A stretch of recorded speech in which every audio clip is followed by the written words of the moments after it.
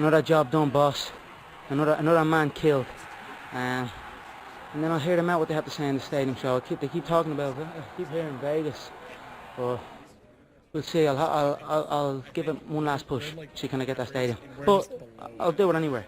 Will you be disappointed if it's Vegas, or does the title shot matter most? If it is Vegas, there's a reason. So I'll hear it out.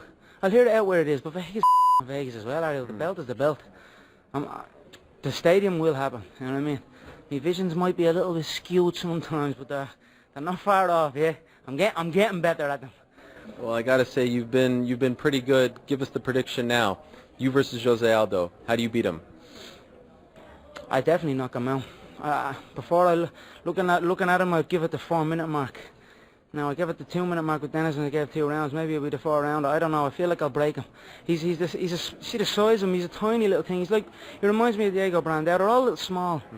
He has the same body type as Brandao. So I felt it already. That body type. So they feel small to me. They feel like nothing. It doesn't fade. I stand right there and I tell them, hit me. What have you got? What's this? So Jose will be the same. Want to say anything to him? Absolutely nothing. He knows I'm coming for him, and that's it. I have absolutely nothing to say for him. When the time comes, I will shut him down. Thank you, Conor. Congratulations. I kind of know the answer, but I have to ask. Do you have a timetable for those two fighting, and do you have a location? We're looking at May in Vegas. May in Vegas. So Crowcombe Park didn't get done. Right. There's a lot of obstacles for Crowcombe Park. The time, they have a curfew at night where you can't get permits to stay out that late and do an event there. You lose about 25 to 30% on pay-per-view, being in another country. The amount of money in production for Crowcombe Park, be outside. I can guarantee you it's going to rain. I'm not a meteorologist, but I'll bet you it's going to rain. I'm not saying we're never going to do it, but Vegas for this one. And then last one real quick. Dana told us earlier that they're looking at May in Las Vegas for you against Jose Aldo. Is that a timetable that you're comfortable with, and as a location that you're happy to have? Yeah, I mean it's absolutely perfect. Of course, the stadium is a dream of mine, you know, a vision of mine, and I think maybe the visions are getting there. Maybe I said 2 minutes, it was 2 rounds. There's something. I'm onto something. I'm just growing with it. But Vegas, I'm happy with Vegas. We discussed, as you can see, it's tradition. I remove a head, I bring it backstage, I place it on Mr. Fertitta and Mr. White's desk. Here you go, boss. Another one done. And then we discuss big business. So we went and we discussed big business. And big business just happens to be in Viva Las Vegas. So we are going to go to Las Vegas, and one more head will be collected. Conor, right here in front of you. Congratulations on the victory. You are 100% healthy coming out of this, though, correct? I'm fresh as a daisy. How good does the hooligan look? In his 3-piece. Fucking animal. My man. Here you go, brother. How's that one? That's a Middleton Rare, yeah? That's a 20-gram bottle of whiskey. But I'm fresh. Absolutely fresh. Ready to go again. Back to back KOs off of the biggest injury of my career, you know what I mean? People seem to think it's all talk. You have rookies, pussies making these little videos. Well, your man Ricardo Lamas' video, man. Holy Jesus. Think of the amount of effort he went to make that stupid video. And then Jose making these posters and all. They all think it's fun and games. I'm not playing here. And now it's time. Now we have a location. Now Jose is next in line, and he will be the next one to learn that it's not all talk and it's no joke. Dennis as well, and I respect Dennis. He's a veteran of the game. He made mistakes in the past with his steroid abuse and whatnot, but I respect him at the end of the day. He's had more UFC fights than I've had fights, but he was another one. He's all talk. It's a joke, or I don't know what the fuck did he be saying, but this is not, for me, this is not a joke. I'm not messing around here. I said I was going to kill everybody and wipe out the division. Now we have one man left.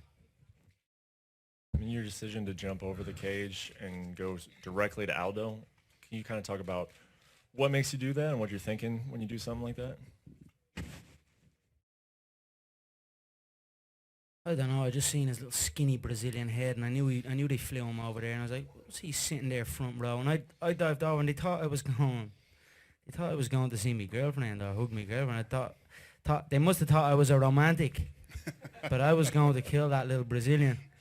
But Pat Lorenzo's right hand intervened, and thankfully, because I like money, and when fights happen outside the octagon, money they take your money. So I want to keep my money. And when you do something like that, I mean, I'm sure that Aldo was not expecting it. What did you see out of him? I mean, what was his reaction to you going after him in your mind? I don't know. I just see a skinny little Brazilian. They all seem small to me. And making this way, it's hard work making this way, but I make it correct. I make it professionally. And when I'm in there against these people, they're small. There is no pop. There is no. They seem timid. So I just looking at him. He looked like a little skinny Brazilian from the favelas. That was it. Same as the way Diego looked, little 12-year-old boy body. So I feel when we collide, he will collapse. One last question for you. You seemed like you were kind of proud of the fact that you came in at 145 pounds yesterday. Was that by design, or was that something that you just happened to overshoot it yesterday?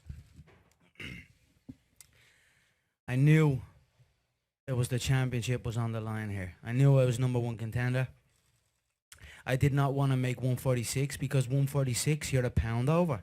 So I wanted to, and I've made 140. I've never made 145 in the UFC. So I wanted to make that little put that little stamp on it. That's 145. That's championship weight. Tell Jose I'm coming. Question for Conor. So after the fight, you expressed frustration with people saying that you're all talk, and yet during the fight, I think I saw you give Seaver the finger to start. Afterwards, you gave the FU to Aldo. Do you have the fight before the co-main event? You saw two guys hugging to start the third round. Is there something in you that you have to hate your opponent to fight him? Is what goes into demonizing these guys? I don't hate any man here. We are all chasing the same dream. Whatever was said between me and Dennis, as far as I'm concerned, I spoke fact. He abused steroids and came into a contest against another man juiced up. So, and then he's talking about me speaking about and me being disrespectful. So whatever was said between myself and Dennis throughout the build-up was build-up. When we came face to face and it was time to fight, I put my hand out to touch the glove. I gave him that opportunity to just, this is it, let's fight. If you can bring it, let's bring it. I threw my glove out. He didn't respond. So I said, "Fuck it, you're the cheat. I'm the guy that's coming in here,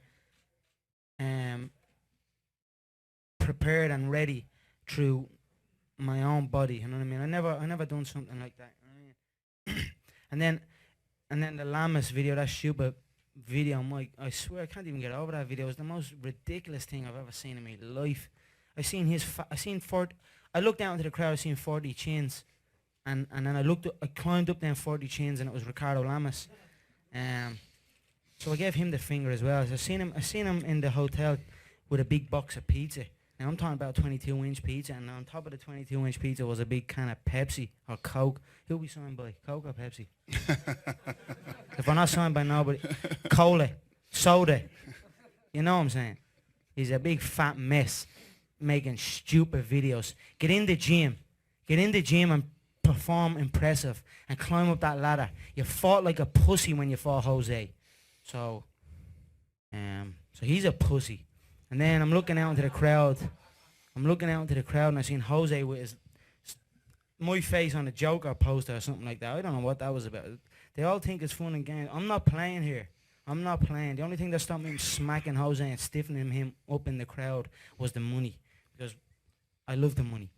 No, the question is when you meet a guy, like I said, that the first time I ever met Conor, first time I ever heard of Conor was in Ireland. I was in Ireland at Trinity College getting an award from them, and everybody was talking about Conor McGregor. So I came home and I said, "Who the hell is Conor McGregor?" I told the guys to sign him. We end up signing the kid. He comes out to Las Vegas. The video everybody saw when we're driving down the strip in Vegas. But I told Lorenzo, I said, I don't know if this kid can fight, man, but if he can even throw a punch, this kid's going to be huge. And the big question is, when you have a kid like this, the thing that was very impressive to me, Max Holloway is a guy who I have a lot of respect for as a fighter.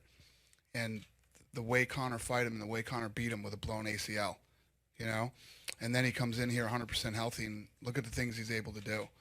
Like I said earlier, the Dennis Seaver's a top 10 ranked guy who's finished a lot of people in the UFC. He's been in big fights. He's been in fights in his home country, and Conor looked amazing tonight. He is the real deal. You saw it. You know exactly what I'm saying. My phone was blowing up, with people saying, "Holy shit, this kid's the real deal." I lied, one more. The pay-per-view thing you said about 25-30% off for an international show. Why is that such a given? Why is that a rule? Why couldn't Conor not see that same regression? You could be right. It is basically, it's not a rule, it's a fact. Fact. You can ask Bob Arum, you can ask any of the big boxing guys, they'll tell you the same thing. You know why that is? Well, you don't get the same media coverage here in the United States that you do for fighters here in this country.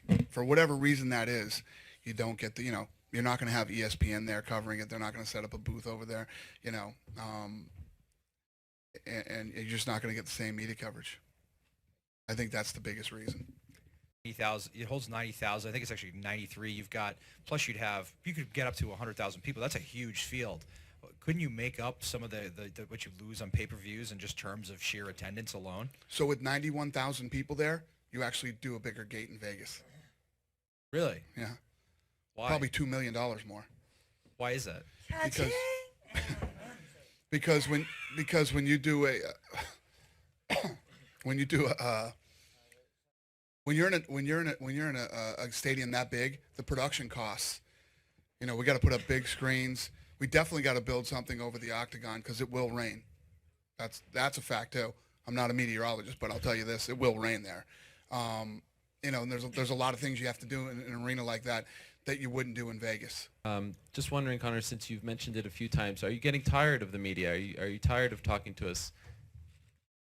You've brought this up a few times this week. These gloves on, yeah, in case any of these media keep at. It's tough. I'm not gonna lie. We're talking. How can you answer the same question a million times over? Like literally, I'm talking the exact same questions over and over and over.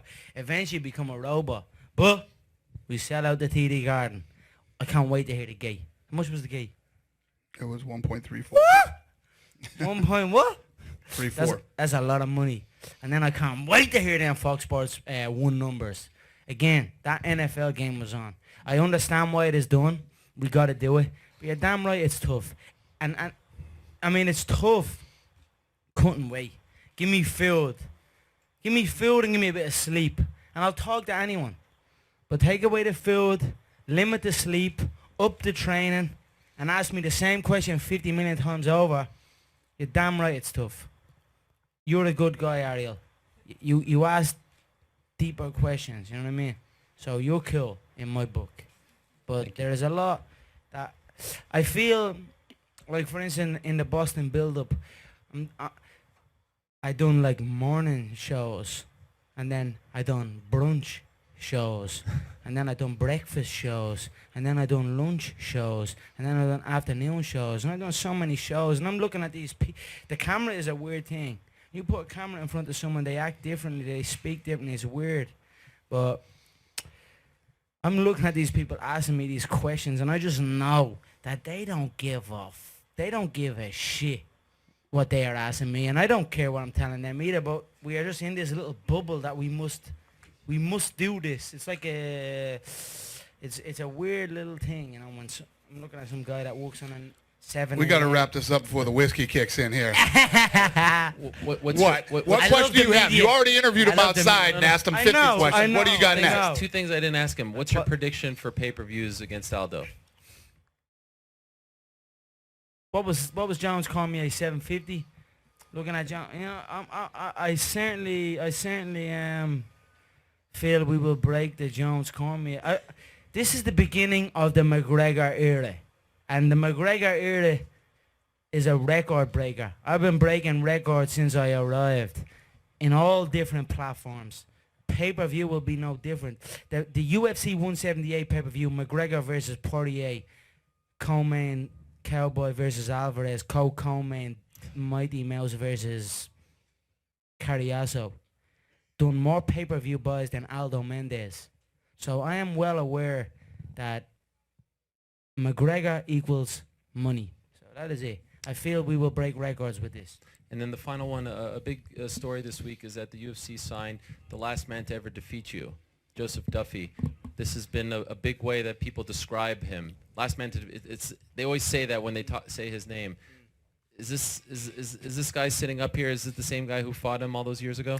It's certainly not the same guy that fought him many years ago. You know, we fought in a different era. But again, are we talking pay-per-view numbers? Are we talking a fight that could sell? Let's say Jose pussies out and doesn't show up in Vegas. Let's bring in the last man to beat Conor McGregor. I mean, that sells as well. Well, to be honest, I signed Joseph, yeah. I actually looked and thought, you know what, if someone pulls out, Joseph can slot in. But Joseph is a good guy, and we fought many years ago. It was a different era. But if that fight presents itself, you best believe I want that fight. You know, there was another guy that beat me, a little Lithuanian, in 2007 when I was a boxer with an overhand left. That's all I had. I had an overhand left that I was convinced that nobody could take. And then I stepped in the ring with some little Lithuanian, skinny, small, tiny motherfucker, and he wrapped around my leg and caught me in a leg lock. And Paddy whooped his ass about 3 years later. You know, when we understood, Paddy ended up a triangle on him. But if we want to, we'll sign him maybe down the line as well. Fuck it. And if we need, we can promote him as the fucking last man, the second last man to beat the Notorious. It's all good. I just want to compete. Thank you guys. Have a great Yep, night. yeah. It's great to see you. Thank you, Boston.